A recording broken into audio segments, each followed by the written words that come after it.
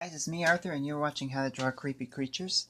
Now, I'm sorry I've been away for so long. It's just that I just started a new job about a week ago, and it's been kind of hectic balancing my schedule because I got off of work and I'm like, oh my god, I'm gonna die. But so far, it's been pretty good, and I'm adjusting to it. So yeah, I finally had a little time to. I was finally able to carve out a little time to do another episode. So here we are. So I was trying to think of what kind of creature I wanted to do, and I watched this really interesting Russian horror movie called Mermaid, Lake of the Dead, which is about the Rushalska, a being from their folklore, and it was something I was already familiar with. So I thought, okay, this would be actually an interesting topic. So a Rushalska in Russian folklore is basically like a mermaid, but it's a little bit more complicated than that.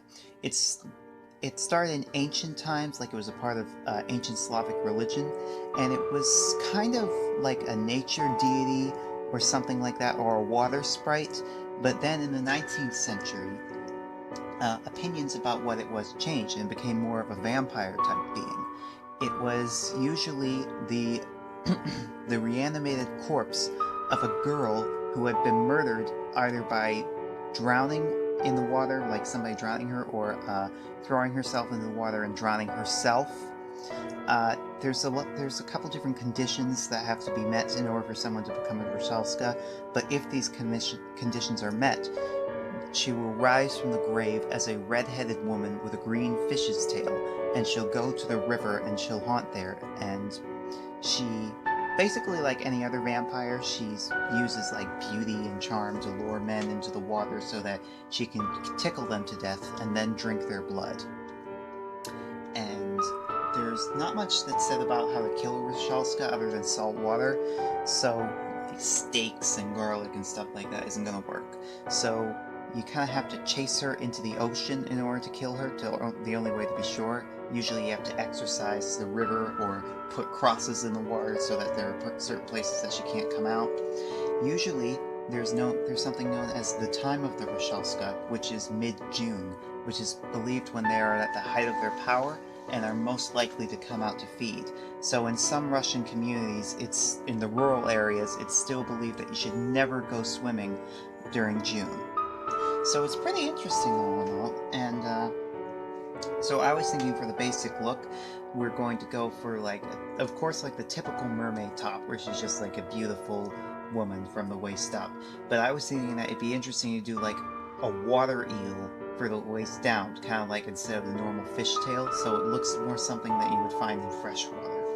So without further ado, let's get into it.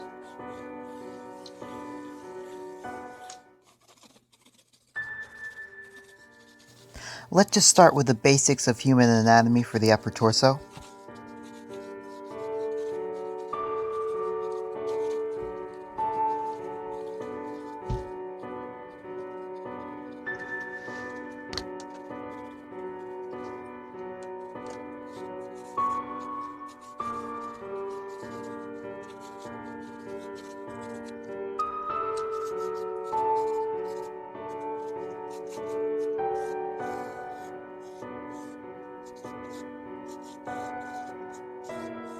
Sketch like a long sort of snake-like body. I'm using an eel or an amphibian kind of for the basis for this, so it needs to look kind of like slimy, creepy.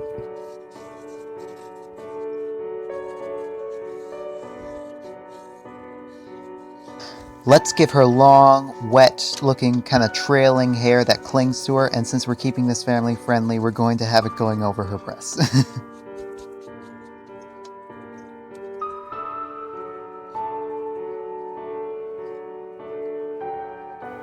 Now, I kind of want to make the eyes look really striking and surrealistic, so I'm going to make them a little bit bigger than they should be, and I'm especially going to make the pupil and the iris much larger, like so large there's almost no white. It's very unsettling.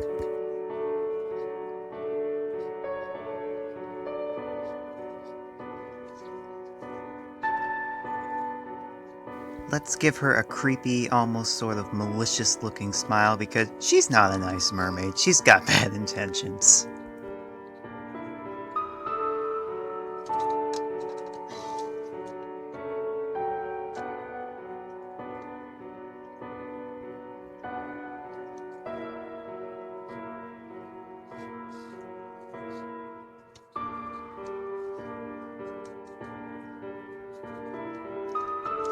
When I'm drawing mermaids, I don't usually give them eyebrows because it almost makes them look very amphibian, frog-like, and just a little bit off, like Uncanny Valley. And that's what we want.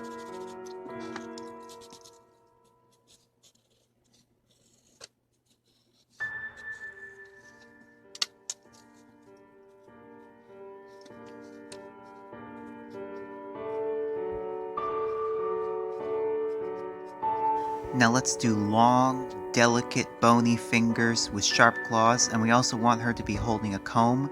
The magic comb is a very common reoccurring theme in Rushalski lore. It's the source of their power.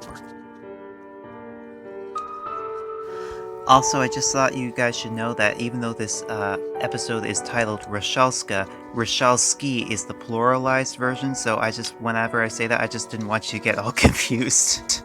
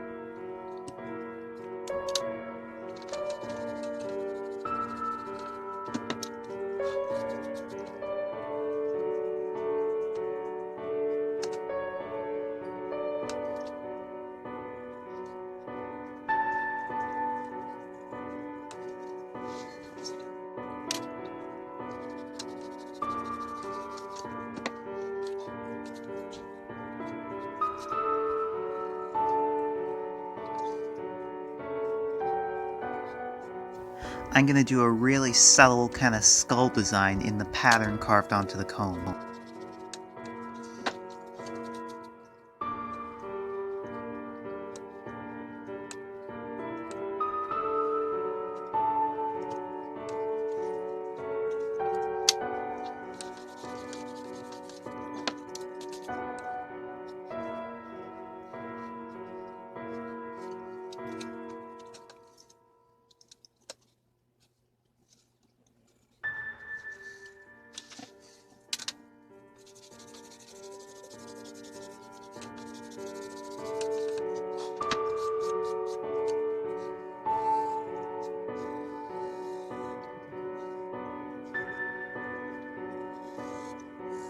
Let's add a lateral line to the side of her body, just like what you would see on a fish.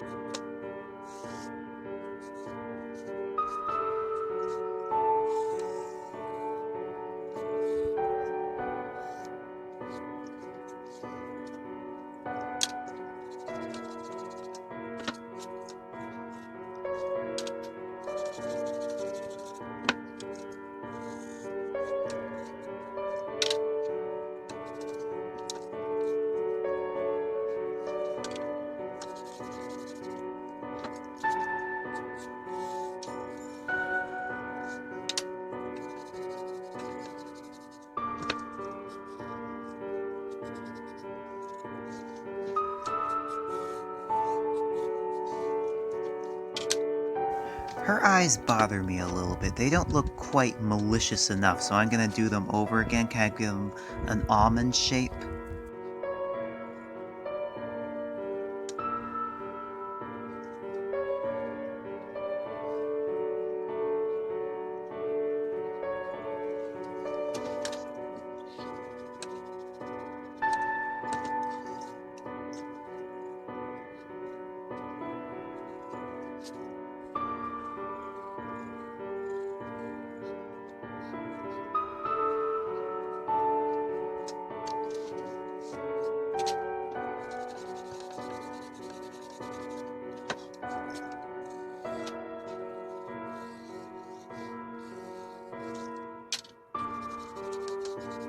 Let's add a lot of detail to the hair. Just kind of think about what your hair looks like when you get out of the shower, how it sticks to you in those long tendrils.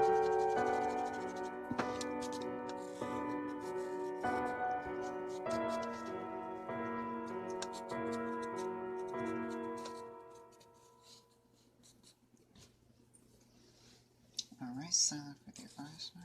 And that's what we got so far. So when we paint this, we're going to add some shadows and stuff like that. I'm thinking that for the body, it's going to be olive green. And maybe some like gold tones for the eyes and things like that. But the hair, we're going to do, just like the legend says, bright, like really, like fire red hair. So it will completely stand out with the green. Alright, like, share, and subscribe, you guys. And, my email address and link to my Patreon page are in the description. And if you have any questions or comments about the show, you can just leave it in the comments. I'll be sure to get back to you. And anybody who will finish the lesson on the show would like to show off your artwork, you can just send to me. As long as you give me your permission, I'll show off on the show with your name so that everybody knows that you did it. Thanks so much for watching, you guys, and goodbye.